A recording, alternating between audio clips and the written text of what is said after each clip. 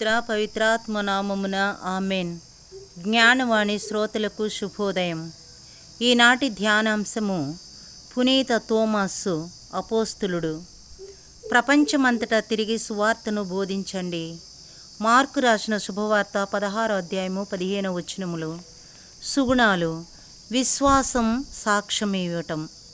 వీరి జీవిత చరిత్ర: యేసు శిష్యులలో ఒకడు దిదియ అనబడు తోమాసు చేపలు పట్టు సాధారణ గలిలీయుడు. యేసు యందు తన ప్రేమను బహిరంగంగా వ్యక్తపరిచాడు. లాజరు చనిపోయిన ప్రదేశానికి అపోస్తులందరూ చేరుకోవడానికి భయపడిన తోమాసు మాత్రం ధైర్యంగా మనం కూడా క్రీస్తుతో వెళ్లదాం, అవసరమైతే ప్రాణాలు అర్పిద్దామని చెప్పాడు. వేదాంతం: కడరాత్రి భోజన సమయంలో తోమాసు మాత్రమే క్రీస్తును ఈ విధంగా అడిగాడు: ప్రభు, మీరు ఎక్కడికి వెళ్తున్నారు? మాకు తెలియదు. ఇక రక్షణ మార్గం మాకు ఎలా తెలుస్తుంది? తోమాసుకు అనుమానపు తోమాస్ అని పేరు కూడా కలదు. క్రీస్తు ఉత్థానం గూర్చి మిగతా అపోస్తులు తోమాసుకు వివరించినప్పుడు అది ఈయన విశ్వసించలేదు. అందుకే తోమాసుకు అనుమానపు తోమాస్ అని పేరు వచ్చింది.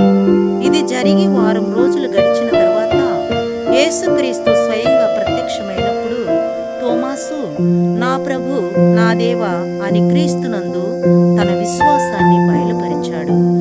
నడి పూజలో అప్పద్రాక్ష రసాలను పైకెత్తినప్పుడు మనమందరము ప్రతిదినము ఈ మాటలను దివ్య పూజా బలిలో ఉచ్చరిస్తూ ఉంటాము.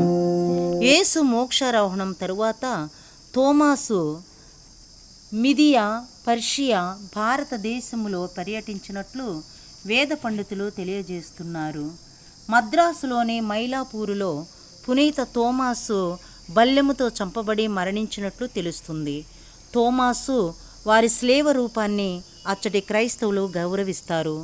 పునీత జాను క్రిసోస్టము కాలములో తోమాసు సమాధి సిరియాలోని ఎడెస్సాలో ఉండేది. తర్వాత తోమాసు అనుచరులు ఈయన శరీరాన్ని ఇటలీ, పోర్చుగల్ దేశాలకు తరలించారు. ఆమెన్. పితా, పుత్ర, పవిత్రాత్మ నామమున